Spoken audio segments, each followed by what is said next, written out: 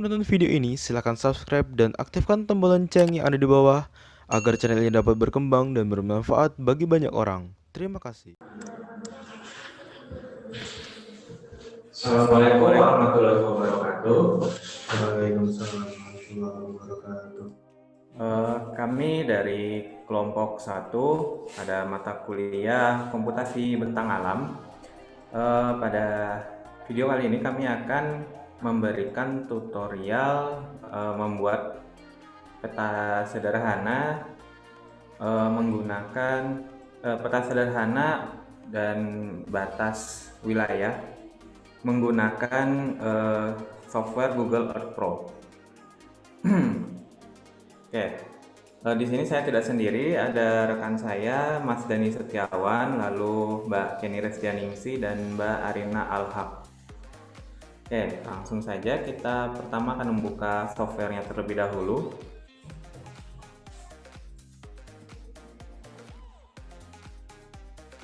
Oke, ini tampilan pertama setelah software Google Earth Pro-nya terbuka. Di sini kita akan membuat peta batas wilayah menggunakan software ini. Pertama kita cari terlebih dahulu wilayah atau daerah yang ingin kita buat petanya. Bisa kita lakukan secara manual dengan menggeser peta, misalnya kita ke Pulau Jawa. Nah, di sini kita akan membuat peta batas wilayah dari TNGM atau Taman Nasional Gunung Merapi. Selain manual, juga kita bisa memanfaatkan kotak search yang ada di pojok kiri atas, seperti itu. Oke, setelah kita menentukan daerah yang ingin kita buat, kemudian kita selanjutnya akan mengoverlay peta dari Google Earth ini menggunakan gambar dari internet, bisa dari jurnal atau website yang terpercaya. Nah, kita tekan yang add image overlay tersebut. Kebetulan di sini kami sudah mempersiapkan gambar dari peta TNGM. Kita cari.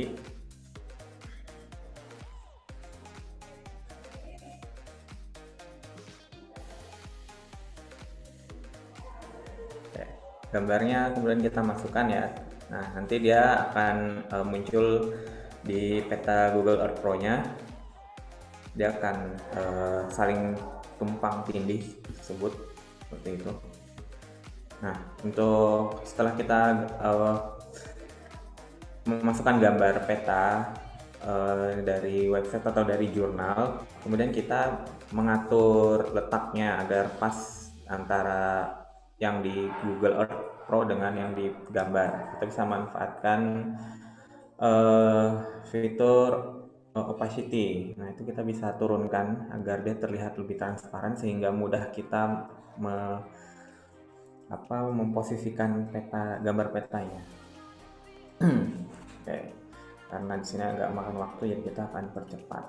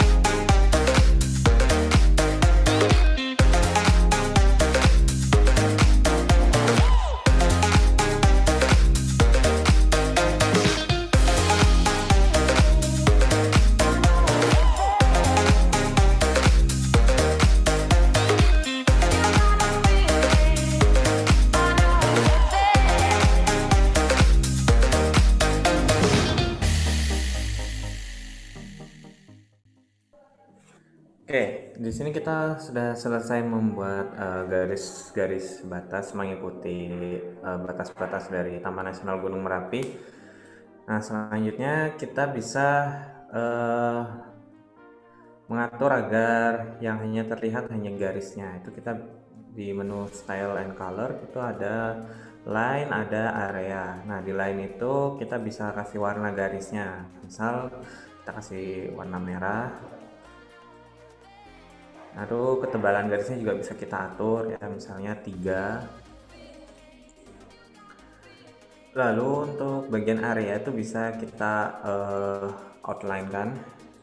Nah, itu agar bagian dalamnya hilang, sehingga yang nampak nanti hanya garis. Kemudian kita oke. Nah, seperti ini. Nah, kemudian kita karena sudah selesai menggunakan bantuan dari gambar peta yang kita masukkan tadi, sehingga kita hanya memerlukan poligonnya atau garis yang kita buat. Itu kita bisa menghilangkan gambar peta tadi dengan cara mengklik yang bagian centang dari gambar peta. Nah, itu centangnya hilang, gambarnya juga hilang, sehingga yang tersisa hanya garis poligon dan peta dari Google Earth Pro. Nah, seperti ini mungkin hasil dari wilayah TNGM. Nah, dari yang dibuat dari peta ini, itu kita bisa melakukan analisis sederhana untuk mengetahui perubahan-perubahan lahan yang ada di suatu daerah. Misalnya di sini Merapi, kita bisa mengetahui perubahan apa saja yang terjadi setiap tahun di TNGM. Nah, untuk itu kita bisa memanfaatkan menu dari Show Historical Imagery. Nah, situ menampilkan garis waktu yang mana ada foto-foto dari Merapi atau TNGM ini dari waktu ke waktu, dimulai dari tahun 1984. Nah, untuk menggunakannya itu kita kalau ingin mundur ke tahun sebelumnya, kita bisa menggunakan panah kiri. Oke. Lalu jika kita ingin maju ke tahun berikutnya, kita menggunakan panah yang kanan. Nah, untuk analisis sederhana mengenai perubahan dari TNGM ini akan saya serahkan kepada dua rekan saya, yaitu Mbak Arina dan Mbak Kenny. Waktu dan tempat saya persilahkan. Baik, terima kasih Mas Ragil atas waktu dan kesempatannya. Untuk saat ini saya akan menjelaskan mengenai analisis TNGM dari tahun 1984 sampai 2007. Sedangkan nanti akan dilanjutkan oleh Mbak Arina Alhaq itu dari tahun 2011 hingga 2020. Untuk itu langsung saja ke tahun 1984.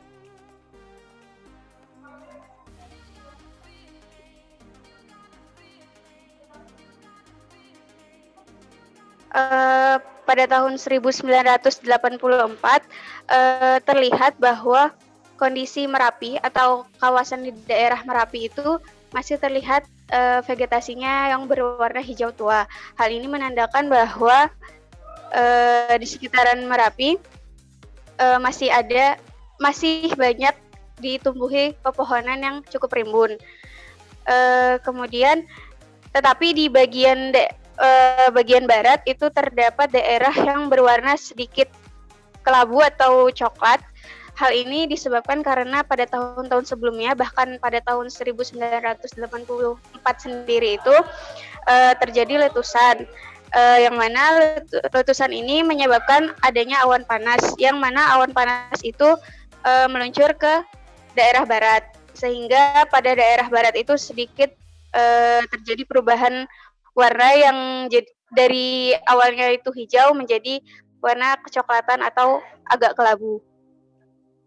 Kemudian lanjut pada tahun 1991.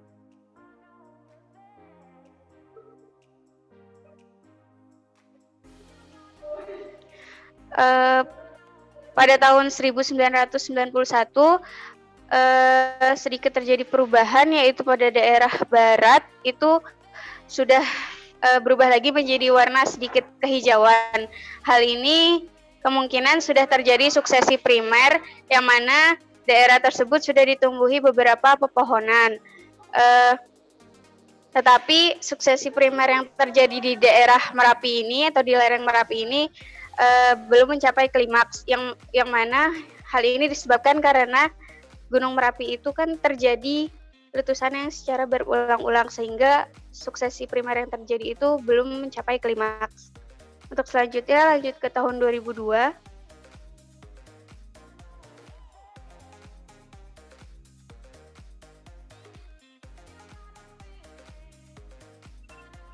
Pada tahun 2002 dapat dilihat bahwa di daerah barat itu juga masih terdapat daerah yang memiliki warna yang berbeda dari daerah yang lainnya, yaitu daerah dengan warna agak kelabu atau bahkan kecoklatan.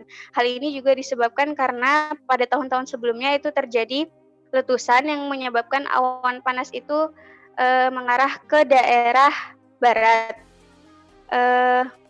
Selanjutnya ke 2007.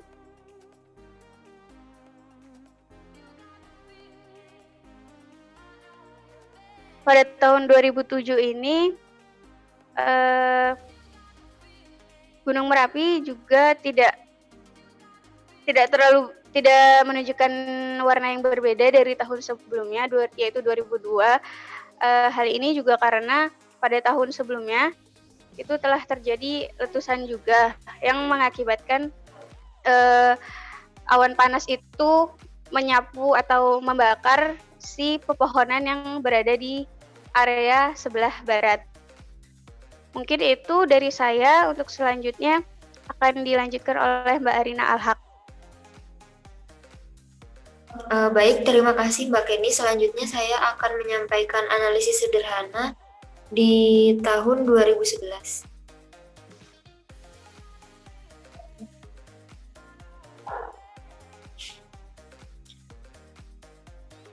Di tahun 2011 ini dapat terlihat di layar bahwa terjadi perbedaan warna di antara tahun 2007 ke 2011, yaitu di sini di 2011 terjadi warna yang lebih coklat daripada setahun sebelumnya.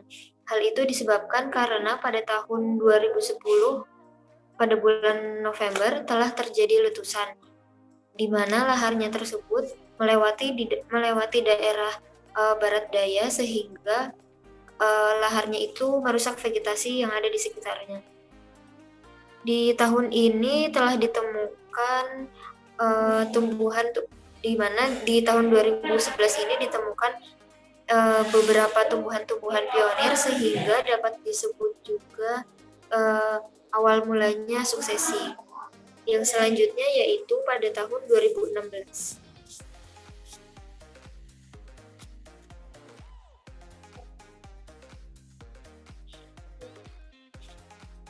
Dapat terlihat bahwa di daerah barat daya ini yang sebelumnya pada tahun 2011 berwarna coklat atau keabu-abuan, di sini di tahun 2016 terlihat lebih hijau.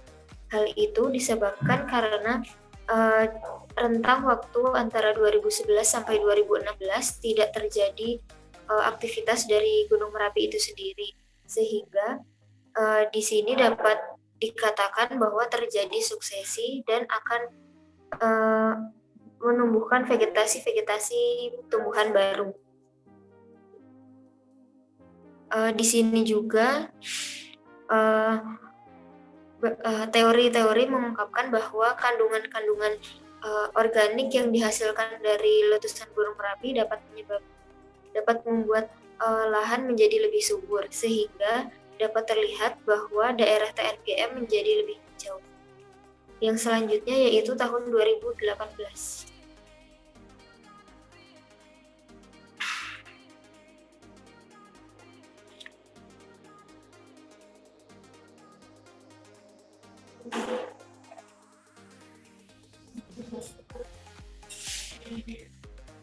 Di tahun 2018 ini terjadi beberapa letusan pada bulan Mei, akan tetapi letusannya tidak seberat pada tahun sebelumnya, yaitu tahun 2010, sehingga dapat dilihat bahwa pada kawasan TNGM ini masih terdapat vegetasinya masih terjaga.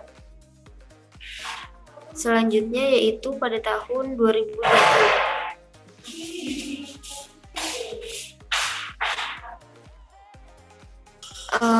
Selanjutnya yaitu pada tahun 2020, di sini terjadi beberapa letusan yang cukup besar, akan tetapi tidak sampai merusak atau mengancam vegetasi di daerah sekitar, sehingga dapat terlihat bahwa di daerah TNGM lebih agak coklat daripada tahun 2018 karena letusannya agak lebih besar, akan tetapi hal tersebut tidak terlalu mengancam seperti tahun-tahun sebelumnya. Begitu yang dapat saya sampaikan, saya kembalikan ke Mas Ragi.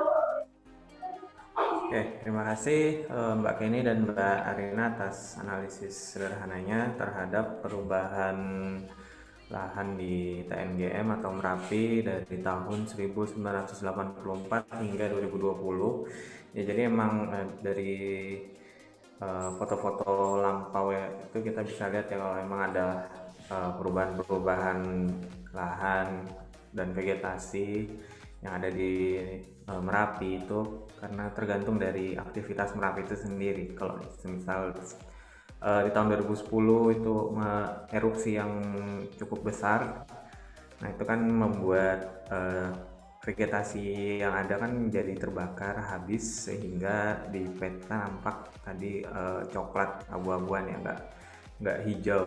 Nah setelahnya letusan itu mulai berangsur-angsur pulih kembali vegetasinya dan mulai hijau.